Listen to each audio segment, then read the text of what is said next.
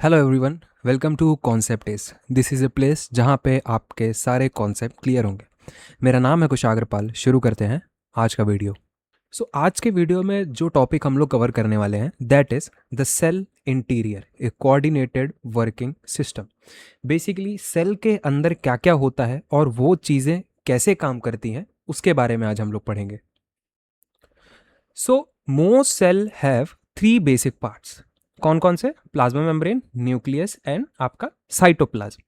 अब इन तीन बेसिक पार्ट्स के अलावा भी उसके पास सब सेलुलर कंपोनेंट्स होते हैं, जिनको कि हमने क्या नाम दिया है? जिनको कि हमने नाम दिया है ऑर्गेनेलीज। क्या नाम दिया हमने जिनको? ऑर्गेनेलीज। ठीक है। ये प्लाज्मा मेम्ब्रेन के बारे में मैं एक वीडियो में डिटेल में कवर कर चुका हूं। उस वीडियो का लिंक मैं आपको डिस्क्रिप्शन में दे दूंगा, आप वहां से उसको देख लीजिएगा।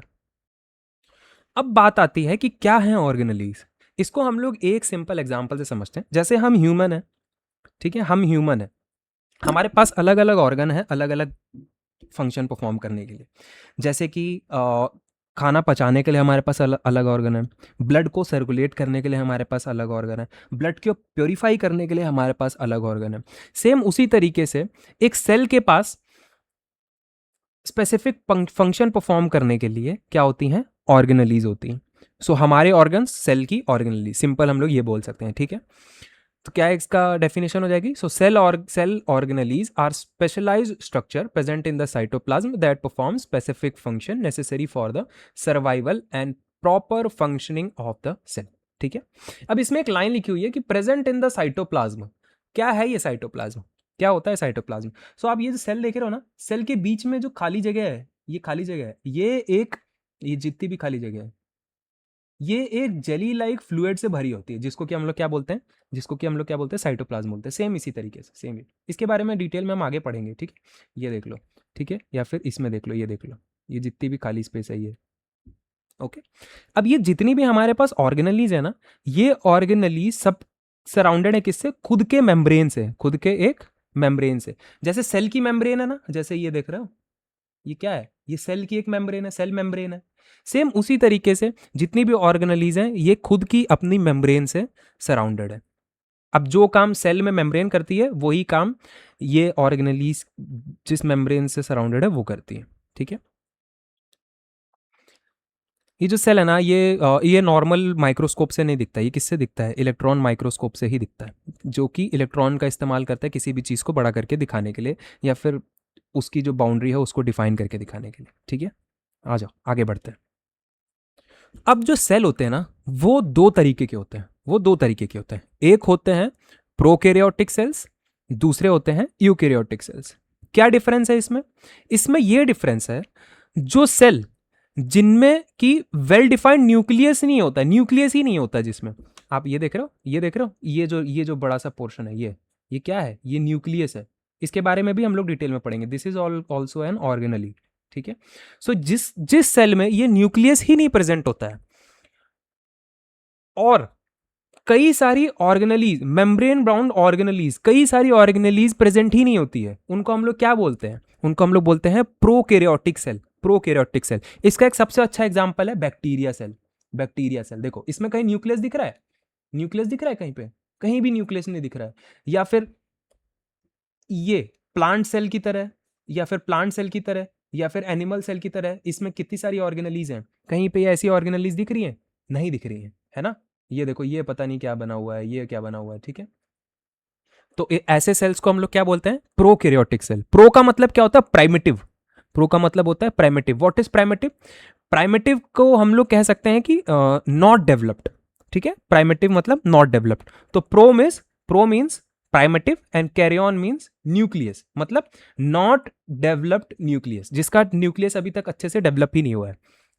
सेकंड आते हैं यूकैरियोटिक सेल, जिनके पास सारी ऑर्गेनेलीज प्रेजेंट है और न्यूक्लियस भी प्रेजेंट है। ठीक है। यू मतलब ट्रू, कैरियन मतलब न्यूक्लियस, ट्रू न्यूक्लियस, जिसके पास पूरा न्यूक्लियस प्रेजेंट है। ठीक है। सबसे बढ़िया इसका एग्जांपल हो जाएगा, जितने भी हमारे प्लांट एंड एनिमल सेल होते हैं वो क्या होते हैं? हमारे यूकैरियोटिक सेल होते हैं। समझ में आया? आ जाओ। अब थोड़ा सा हम लोग साइटोप्लाज्म को थोड़ा डिटेल में पढ़ लेते हैं। ठीक है। क्या होता है साइटोप्लाज्म? अब ये आप एक सेल देख रहे हो, ये एक सेल देख रहे हो, इसमें बीच में ये क्या है? ये न्यूक्लियस है। ये न्यूक्लियस है।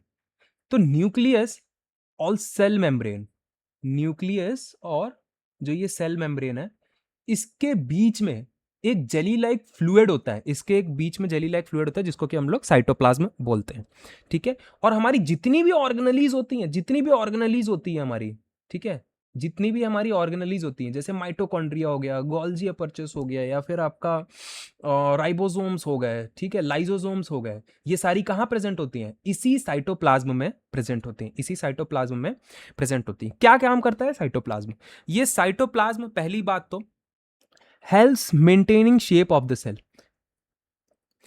ये जो है, जो सेल है ना, उसका शेप मेंटेन करने में हेल्प करता है। आपने जैसे देखा है बैलून होता है, बैलून, ठीक है, बैलून है एक बैलून, ये एक बैलून है मान लो, ठीक है, ये बैलून है, ऐसे बैलून। अब इसमें हम लोग अगर पानी भर देंगे, पूरा आप ऊपर तक पानी भर देंगे, तो वो पानी क्या करेगा? इस बैलून का शेप मेंटेन करने में हेल्प करेगा कि नहीं करेगा? पानी निकाल देंगे तो बैलून दोबारा से पचक जाएगा, ऐसे एकदम पचक के ऐसे हो जाएगा, ठीक है। तो सेम वही काम क्या करता है? साइटोप्लाज्म करता है, एक शेप देने का काम करता है। और सेकंड चीज, ये जो जितनी भी ऑर्गेनेलीज है ना, इनको ये प्रोटेक्ट करने का भी काम करता है। कैसे प्रोटेक्ट करता है भाई? अगर ये जो ऑर्गेनेलीज नहीं होंगी और हम लोग अगर मूव करेंगे तो ये क्या होंगे? आपस में टकराने के चांसेस हैं, आपस में टकरा जाएंगे, आपस में टकरा जाएंगे, ये आपस में टकरा जाएंगे, आपस में टकरा कर यहीं मर जाएंगे, ये आपस में टकरा के यहीं मर जाएंगे। तो ये क्या काम करता है? एक हेल्प मेंटेन करने का भी काम करता है और इनको आपस में टकराने से भी बचाता है, ठीक है। क्या है ये? एक जेली लाइक फ्लूइड है, ये एक जेली लाइक फ्लूइड है। सो अब आ जाते हैं हम लोग सेल ऑर्गेनेलीज पे। हम सारी जितनी भी हमारी सेल ऑर्गेनेलीज हैं, न्यूक्लियस हो गया, राइबोसोम्स हो गया, एंडोप्लाज्मिक रेटिकुलम हो गया, गोल्जी अपर्चर्स हो गया, लाइसोसोम्स हो गया, माइटोकॉन्ड्रिया, प्लास्टिड, वैक्यूल्स, इन सबको हम लोग डिटेल में पढ़ेंगे एक एक करके, ठीक है। ये जो साइटोप्लाज्म है ना, ये हालांकि प्रेजेंट इसके अंदर, ये अंदर होती है, सेल के अंदर होती है, लेकिन ये ऑर्गेनेलीज का पार्ट नहीं है। जितनी भी हमारी ऑर्गेनेलीज है वो कहाँ प्रेजेंट है? वो साइटोप्लाज्म के अंदर प्रेजेंट है। एंड ये जो आपका न्यूक्लियस है ना, न्यूक्लियस है, this is also an cell organelle, इसको भी, ये भी सेल ऑर्गेनेली में ही आता है, ठीक है। आ जाओ, शुरुआत हम लोग न्यूक्लियस से ही कर लेते हैं। आज इस वीडियो में हम लोग दो ही चीज़ें, दो ही ऑर्गेनली कवर करेंगे, न्यूक्लियस एंड आपका राइबोसोम्स। बाकी के ऑर्गेनलीज हम लोग नेक्स्ट वीडियो में कवर करेंगे, ठीक है। आ जाओ, न्यूक्लियस से शुरू करते हैं। न्यूक्लियस, जिसको कि हम लोग हाउस ऑफ कोडेड इंस्ट्रक्शंस भी बोलते हैं। ये जो फिगर है, दिस इज न्यूक्लियस, ठीक है, दिस इज न्यूक्लियस, इतना ही पार्ट न्यूक्लियस का, इतना ही पार्ट न्यूक्लियस का। दिस इज एंडोप्लाज्मिक रेटिकुलम, ये एंडोप्लाज्मिक रेटिकुलम है।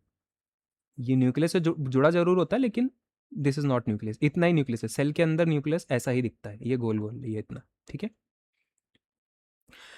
अब न्यूक्लियस होता क्या है? न्यूक्लियस के पास डबल लेयर्ड मेम्ब्रेन होती है। इसके पास क्या होती है?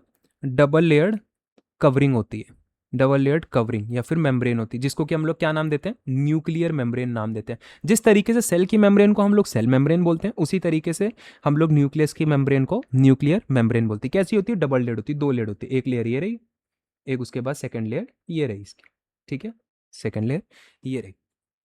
इसका जो बीच वाला पोर्शन है ना, ये बीच वाला पोर्शन जो आप देख रहे हो, ये बीच वाला पोर्शन जो आप देख रहे हो, इसको हम लोग क्या बोलते हैं? न्यूक्लियोलस बोलते हैं। इसको बोलते हैं हम लोग न्यूक्लियोलस, न्यूक्लियोलस। किस चीज में हेल्प करता है? इट सिंथेसाइजेस राइबोसोमल सब यूनिट्स। राइबोसोम्स के बारे में हम लोग आगे डिटेल में पढ़ेंगे, लेकिन अभी खाली आप लोग इतना समझ लीजिए कि जो राइबोसोमल सब यूनिट्स होती है ना, यही आगे जाके प्रोटीन बनती है, यही आगे जाके प्रोटीन बनती है, ठीक है। आ जाते हैं थर्ड पॉइंट पे। The nucleus contains chromosomes which are visible as rod shaped structure only when the cell is about to divide. अब ये लाइन को समझने के लिए हम लोग आ जाते हैं, थोड़ा सा हम लोग डीएनए के बारे में डिटेल में जान लेते हैं, क्या होता है डीएनए, कैसे काम करता है, ठीक है। डीएनए, जिसका कि फुल फॉर्म होता है deoxy ribo nucleic acid, deoxy ribo nucleic acid, ठीक है। जो डीएनए होता है ना, DNA molecule contains the genetic information. जितनी भी जेनेटिक इंफॉर्मेशन होती है, ठीक है, जैसे कि बच्चे की नाक कैसी होगी, उसके पैर कैसे होंगे, उसके हाथ कैसे होंगे, उसका सर कैसा होगा, वो दिखेगा कैसा, उसका स्कल कैसा होगा, जितनी भी चीजें हैं वो किस में मौजूद होती हैं? आपके डीएनए में मौजूद होती हैं। और ये कहाँ से मिलती हैं आपको? ये हमको पेरेंट से मिलती हैं। अब आपके भी बच्चे होंगे, तो आपका जो डीएनए वो आपके बच्चों में जाएगा और उसको क्या मिलेंगी? जितनी भी आपकी जेनेटिक इंफॉर्मेशन है वो उसको डीएनए के थ्रू उसको मिलेंगी, ठीक है। Functional segment of DNA are called genes. Functional segment of DNA क्या होता है? जीनस। भाई ये डीएनए देख रहे हो ना, इससे समझ लेते हैं हम लोग। ये डीएनए ना, इसका एक सब सेगमेंट हम लोग निकाल लेते हैं, मतलब यहां से लेके यहां तक इसका एक सेगमेंट निकाल लिया। इतने पोर्शन को हम लोग क्या बोल देंगे? जीनस बोल देंगे। क्या बोल देंगे? जीनस बोल देंगे। Nothing, simple. चलो, in a non dividing cell, cell जो डिवाइड नहीं हो रहा, हमको पता है कि सेल ग्रो कर सकता है, ठीक है, सेल अपने आप को डिवाइड कर सकता है, सेल अपने आप को डिवाइड कर सकता है, सेल का खुद का मेटाबॉलिज्म होता है, ठीक है। तो जो नॉन डिवाइडिंग सेल है, जो सेल डिवाइड नहीं हो रहा है अभी, ये जो डीएनए है उसमें कैसे प्रेजेंट होता है? Part of chromatin. क्रोमाटिन में प्रेजेंट होता है उसमें। क्या है क्रोमाटिन? क्रोमाटिन एक इंटेंगल्ड थ्रेड की तरह दिखता है। ये देख रहे हो ना, ऐसे उलझी हुई धागों की तरह दिख रहा है, उलझी हुई धागों की तरह दिख रहा है। इसी को हम लोग जूम करेंगे तो उसमें हम लोग को क्या दिख रहा है? ये ऐसे डीएनए दिख रहा है। दिख रहा है कि नहीं? ऐसे डीएनए दिख रहा है। तो समझ में आ गया। तो ये जो डीएनए है नॉन डिवाइडिंग सेल में कैसे प्रेजेंट है? एज ए क्रोमाटिन प्रेजेंट है, एज ए क्रोमाटिन प्रेजेंट है, एज ए क्रोमाटिन प्रेजेंट है, ठीक है। और यही सेल जब डिवाइड होने लगता है, जब डिवाइड होने लगता है, ठीक है, एक से दो बन रहा होता है, तो ये क्या हो जाता है? Get organized into chromosomes, get organized into chromosomes, get organized into chromosomes, ठीक है। तो ये कैसे ऑर्गेनाइज हो जाता है? क्रोमोसोम्स में ऑर्गेनाइज हो जाता है, क्रोमोसोम्स में ऑर्गेनाइज हो जाता है, ठीक है। अब भाई हम लोग को पता है कि जो डीएनए किस में प्रेजेंट है? क्रोमाटिन में प्रेजेंट है। और क्रोमाटिन ही जब डिवाइड होने लगता है, जब एक सेल डिवाइड होने लगता है, तो क्रोमाटिन ही कैसे हो जाता है? ऑर्गेनाइज हो जाता है, क्रोमोसोम्स में आपका ऑर्गेनाइज हो जाता है। तो जाहिर सी बात है, जितना भी हमारा जेनेटिक इंफॉर्मेशन होगा वो किस में प्रेजेंट होगा? क्रोमोसोम्स में प्रेजेंट होगा। इसीलिए chromosomes contain information for inheritance of characters from parents to the next generation in the form of deoxyribonucleic acid molecules. समझ में आ गया? समझ में आ गया? ये देखो, ये है क्रोमोसोम आपका एक, ये दिस इज योर एक क्रोमोसोम, ये एक क्रोमोसोम। क्रोमोसोम को आप अगर और जूम इन करोगे तो क्या दिखेगा आपको? उसी में डीएनए मिल जाएगा, क्योंकि अल्टीमेटली किससे बना है? क्रोमाटिन से ही तो बना ही है ना। क्रोमोसोम के पास खुद का क्या होगा? खुद का क्या होगा? उसके पास डीएनए होगा और एक स्पेसिफिक प्रोटीन्स होगा। तो क्रोमोसोम के पास क्या होता है? Composed of DNA and specific proteins, ठीक है। अब कुछ सेल होते हैं जिनके पास न्यूक्लियस ही नहीं है, जिनके पास न्यूक्लियस ही नहीं है, अभी हम लोग ने पढ़ा था, ठीक है। जो सेल जिनके पास न्यूक्लियस नहीं, उनको हम लोग क्या बोलते हैं? प्रोकैरियोटिक सेल बोलते हैं। अब कुछ सेल होते हैं जिनके पास न्यूक्लियस ही नहीं है, तो उनके पास क्या होता है? न्यूक्लियस की जगह कुछ तो होता होगा। क्या होता है उनके पास? तो उनका जो डीएनए होता है ना, उनका जो डीएनए होता है वो कहाँ प्रेजेंट होता है?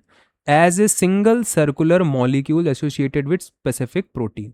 The region containing this genetic material is called nucleoid. क्या बोलते हैं उसको? न्यूक्लियोइड बोलते हैं। तो उनका जो डीएनए प्रेजेंट है, ठीक है, उनका जो न्यूक्लियस है उसकी जगह पे उनके पास क्या होता है? न्यूक्लियोइड होता है। और जो न्यूक्लियोइड है इसी में क्या प्रेजेंट होगा? आपका आपका डीएनए प्रेजेंट होगा और सम फॉर्म ऑफ प्रोटीन मिलेंगे, ठीक है। और ये किस में होता है? प्रोकैरियोटिक सेल में आप कह सकते हो। सबसे अच्छा एग्जाम्पल इसका सेम वही है, बैक्टीरिया। आपका बैक्टीरिया, बैक्टीरिया, ठीक है। सबसे अच्छा एग्जांपल आपका प्रोकैरियोटिक सेल का क्या है? बैक्टीरिया। और बैक्टीरिया के पास क्या होता है? न्यूक्लियस की जगह न्यूक्लियोइड होता है, ठीक है। क्या होता है? न्यूक्लियोइड होता है। अब हमारी बॉडी में भी एक सेल प्रेजेंट है जिसके पास क्या है? न्यूक्लियस ही नहीं है। जिसके पास क्या है? न्यूक्लियस ही नहीं है। क्या है वो? RBC, red blood cell. इसके पास क्या है? इसमें न्यूक्लियस प्रेजेंट ही नहीं है। पर ये क्या करता है ना, जो न्यूक्लियस के लिए जो जगह होती है उस जगह पे ये क्या करता है? हीमोग्लोबिन कैरी करता है। हीमोग्लोबिन कैरी करता है, मोर हीमोग्लोबिन ये कैरी कर सकता है उस जगह में। और जो हीमोग्लोबिन होता है, हीमोग्लोबिन क्या करता है ना, ये आपका ऑक्सीजन अपने पास पकड़ लेता है। जितनी भी ऑक्सीजन प्रेजेंट होती है ना, ये अपने पास पकड़ लेता है। तो ये क्या हेल्प करेगा फिर? ज्यादा हीमोग्लोबिन क्या हेल्प करेगा? Allowing it to transport a large amount of oxygen to all cells of the body, ठीक है। तो इसीलिए जो आपका जो रेड ब्लड सेल्स होता है, ये आपके जितने भी सेल्स हैं जिनको ऑक्सीजन की जरूरत है उस तक ज़्यादा ऑक्सीजन पहुंचाने का क्या करेगा? काम करेगा। अब इसके पास न्यूक्लियस नहीं है तो ये क्या नहीं कर सकता है? It can not repair and divide themselves, repair and divide themselves. जो न्यूक्लियस होता है, जो न्यूक्लियस होता है उसके पास एक क्या एबिलिटी होती है? वही रिपेयर और डिवाइड करता है एक सेल को, वही क्या करता है, रिपेयर और डिवाइड करता है सेल को, ठीक है। तो अब इसके पास न्यूक्लियस ही नहीं है तो ये क्या करता है, ये रिपेयर और डिवाइड अपने आप को नहीं कर सकता है। इसी वजह से इसका जो लाइफ स्पैन होता है वो बहुत ही कम होता है, बहुत ही कम होता है। कितना होता है, अप्रॉक्सीमेटली 120 डेज, 120 डेज, ठीक है, 120 डेज। समझ में आ गया। आगे बढ़ते हैं। अब बात कर लेते हैं हम लोग राइबोसोम्स की, जिसको कि हम लोग क्या बोलते हैं, प्रोटीन फैक्ट्री, जिसको कि हम क्या बोलते हैं, प्रोटीन फैक्ट्री। अब ये जो राइबोसोमल सब यूनिट्स है ना, कहाँ हम लोग ने पढ़ा है, कहाँ ये सिंथेसाइज होती हैं, कहाँ बनती हैं, ये न्यूक्लियस में बनती हैं। कहाँ बनती हैं, न्यूक्लियस में बनती हैं, ठीक है। These subunit then exit the nucleus to cytoplasm where one large and one small unit assemble to form ribosomes. अब क्या होता है, इसमें से ना कई सारी इसकी यूनिट्स निकलती हैं, छोटे छोटे राइबोसोम्स, जिन चीज से राइबोसोम्स मिलके बना है उनको हम लोग क्या बोलते हैं, राइबोसोमल सब यूनिट्स बोलते हैं। अब जो राइबोसोमल सब यूनिट्स होती है ना, वही जो पोर्स देख रहे हो ना आपकी न्यूक्लियस मेम्ब्रेन में जो पोर्स हैं, इससे बाहर निकलते हैं। इससे क्या निकलते हैं, इससे बाहर निकलते हैं। कहाँ जाते हैं, सबसे पहले साइटोप्लाज्म में। सबसे पहले कहाँ जाएंगे ये लोग, साइटोप्लाज्म में जाएंगे। अब साइटोप्लाज्म में क्या होगा, एक बड़ी सब यूनिट, एक छोटी सब यूनिट, एक बड़ी सब यूनिट, एक छोटी सब यूनिट। देखो यहाँ पे लिखा हो, one large and one small सब यूनिट। एक बड़ी सब यूनिट, एक छोटी सब यूनिट, ये दोनों आपस में मिलेंगे। आपस में मिलके ये लोग क्या बनाएंगे, बनाएंगे ये लोग राइबोसोम। क्या बनाएंगे, राइबोसोम बनाएंगे, ठीक है, राइबोसोम बनाएंगे। अब ये राइबोसोम्स के पास दो ऑप्शन है, या तो ये लोग कहाँ चले जाएंगे, रफ एंडोप्लाज्मिक रेटिकुलम के पास चले जाएंगे, रफ एंडोप्लाज्मिक रेटिकुलम के पास चले जाएंगे, या तो ये साइटोप्लाज्म में इधर उधर ऐसे ही घूमते रहेंगे, इधर उधर ऐसे ही घूमते रहेंगे। इसीलिए आप देखोगे ना, इसीलिए आप जैसे अगर मैं आपको सेल का डायग्राम दिखाऊं, कहाँ चला गया, ये रहा सेल का डायग्राम, ठीक है। इसमें दिया हुआ है इसमें राइबोसोम दिया हुआ है। हाँ ये देखो, ये देखो हमारा है ना, ये राइबोसोम कैसे घूम रहा है, ऐसे ही घूम रहा है, ऐसे ही साइटोप्लाज्म में घूम रहा है, ठीक है, ऐसे ही घूम रहा है। और इसमें भी देखो, ये देखो इसमें भी प्रेजेंट है ऐसे, ये देखो इसमें भी प्रेजेंट है, ठीक है। समझ में आया, समझ में आया। So these are the tiny structures may be present either freely in the cytoplasm or attached to the endoplasmic reticulum, ठीक है। And ribosomes are the site of protein synthesis, इतना हमको पता ही है, राइट। सो आज के लिए हम लोग इतना ही रखते हैं। बाकी के जो हमारे ऑर्गेनलीज हैं उनको हम लोग कंप्लीट करेंगे नेक्स्ट वीडियो में। एक बार हमने जितना भी पढ़ा है उसको एक बार फटाफट से हम लोग क्या करते हैं, रिवाइज कर लेते हैं। आ जाओ, कहाँ से शुरू किया था हमने, यहाँ से शुरू किया था। सेल के तीन बेसिक पार्ट होते हैं, plasma membrane, nucleus and cytoplasm. Cytoplasm कहाँ प्रेजेंट होता है, आपका प्लाज्मा मेम्ब्रेन एंड न्यूक्लियस के बीच में प्रेजेंट होता है। साइटोप्लाज्म में क्या होता है, साइटोप्लाज्म में जितनी भी ऑर्गेनलीज हैं वो आपकी प्रेजेंट होती है, जितनी भी ऑर्गेनलीज हैं वो आपकी साइटोप्लाज्म में प्रेजेंट होती है, ठीक है। साइटोप्लाज्म में क्या है, एक जेली लाइक फ्लूइड है, जेली लाइक फ्लूइड है। ये क्या करता है, ये सेल को जितने भी आपने हमारी ऑर्गेनलीज हैं उनको आपस में टकराने से बचाता है। सेकेंड थिंग इज कि ट्रांसपोर्टेशन का भी काम करता है। ये एक जो मैं बताना भूल गया था, ये ट्रांसपोर्टेशन का भी काम करता है। भाई अगर मान लो किसी एक ऑर्गेनली से, इस ऑर्गेनली से कुछ आइटम इधर तक जाना है, ठीक है, या फिर इधर तक जाना है, तो किससे के थ्रू जाएगा, ये आपके साइटोप्लाज्म के थ्रू जाएगा। तो ये क्या करता है, एक बार ट्रांसपोर्टेशन का भी काम करता है, ठीक है। थर्ड चीज, एक स्ट्रक्चर बनाने में भी काम करता है सेल का, ठीक है, एक स्ट्रक्चर मेंटेन करने में भी काम करता है सेल का, राइट। आ जाओ। सो जो सेल होते हैं वो दो तरीके के होते हैं, prokaryotic cell, eukaryotic cell. Prokaryotic cell वो होते हैं जिनमें न्यूक्लियस ही नहीं होता है, ठीक है, वेल डिफाइंड न्यूक्लियस ही नहीं होता है, और ऑर्गेनलीज भी प्रेजेंट नहीं होती है, कई सारी ऑर्गेनलीज मिसिंग होती हैं, ठीक है। उनको हम लोग क्या बोलते हैं, प्रोकैरियोटिक। प्रो मीन्स आपका प्राइमेटिव, प्राइमेटिव मतलब आपका नॉट डेवलप्ड, कैरियन मतलब आपका न्यूक्लियस, कैरियन मतलब न्यूक्लियस। उसी तरीके से एक इसका और है, प्रोकैरियोटिक सेल का सबसे अच्छा एग्जांपल क्या है, बैक्टीरिया सेल, बैक्टीरिया सेल, ठीक है। यूकैरियोटिक सेल क्या होता है, जिसमें हमारी न्यूक्लियस भी प्रेजेंट है और सारी मेम्ब्रेन बाउंड ऑर्गेनलीज भी आपकी प्रेजेंट है। जो न्यूक्लियस होता है ये क्या काम करता है, सबसे पहले तो ये रिपेयर एंड डिवीजन का काम करता है मेन, ठीक है। इसकी डबल लेयर मेम्ब्रेन होती है, डबल लेयर इसकी मेम्ब्रेन होती है, ठीक है। इसके बीच में जो पोर्शन होता है उसको हम लोग क्या बोलते हैं, न्यूक्लियोलस बोलते हैं। न्यूक्लियोलस क्या करता है, राइबोसोम सिंथेसाइज करने का काम करता है, राइबोसोम्स सिंथेसाइज करने का काम करता है, ठीक है। इसमें क्या प्रेजेंट होता है, इसमें क्रोमाटिन प्रेजेंट होता है, क्रोमाटिन प्रेजेंट होता है जो कि क्या है, एक थ्रेड लाइक स्ट्रक्चर है। क्रोमाटिन क्या है, एक थ्रेड लाइक स्ट्रक्चर है, जिसमें कि हमारा डीएनए मौजूद होता है, जिसमें भी डीएनए मौजूद होता है। डीएनए में क्या होता है, डीएनए में आपकी जेनेटिक इन्फॉर्मेशन प्रेजेंट होती है, या फिर आप कह सकते हो इसको कि information of inheritance of characters इसमें डीएनए में प्रेजेंट होता है। और ये जो क्रोमाटिन है ये किस में प्रेजेंट होता है, ये नॉन डिवाइडिंग आपके सेल्स में प्रेजेंट होता है, नॉन डिवाइडिंग आपके सेल्स में प्रेजेंट होता है। जब सेल को डिवाइड करना होता है तो ये किस चीज़ में ट्रांसफर हो जाता है, किस चीज़ में ऑर्गेनाइज हो जाता है, ये क्रोमोजोम्स में ऑर्गेनाइज हो जाता है। किस में? क्रोमोजोम्स में ये ऑर्गेनाइज हो जाता है। ठीक है, क्रोमोजोम्स क्या होता है फिर? क्रोमोजोम्स में खुद का एक डीएनए मौजूद होता है और स्पेसिफिक प्रोटीन होते हैं इसके पास। ठीक है, कि कुछ इस तरीके से क्रोमोजोम्स आपका दिखता है, कुछ इस तरीके से आपका क्रोमोजोम दिखता है। डीएनए का क्या फुल फॉर्म है? Deoxy ribo nucleic acid. अब कुछ सेल होते हैं जिनमें न्यूक्लियस प्रेजेंट ही नहीं है, जिसमें न्यूक्लियस प्रेजेंट ही नहीं है, तो उसमें क्या होता है? उसमें न्यूक्लियोइड प्रेजेंट होता है, न्यूक्लियोइड प्रेजेंट होता है, जिसमें क्या होता है? आपका डीएनए और आपके प्रोटीन प्रेजेंट होते हैं। ठीक है, न्यूक्लियोइड में। तो जिनमें प्रोटीन नहीं, जिनमें न्यूक्लियस ही नहीं प्रेजेंट है, उनका जो डीएनए और प्रोटीन कहाँ प्रेजेंट होता है? न्यूक्लियोइड्स में प्रेजेंट होता है। ठीक है, उनको हम लोग क्या बोलते हैं जिसमें न्यूक्लियस नहीं होता? Prokaryotic cell.